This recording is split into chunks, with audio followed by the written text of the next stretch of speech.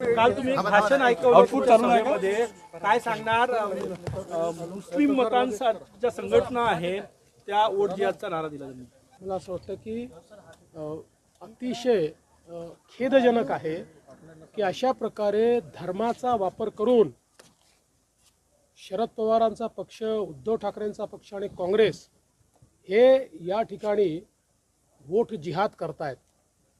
सज्जाद नोमानी उलेमा काउन्सिलचे प्रमुख यांनी 17 मागण्या या 3 पक्षांना दिल्या होत्या.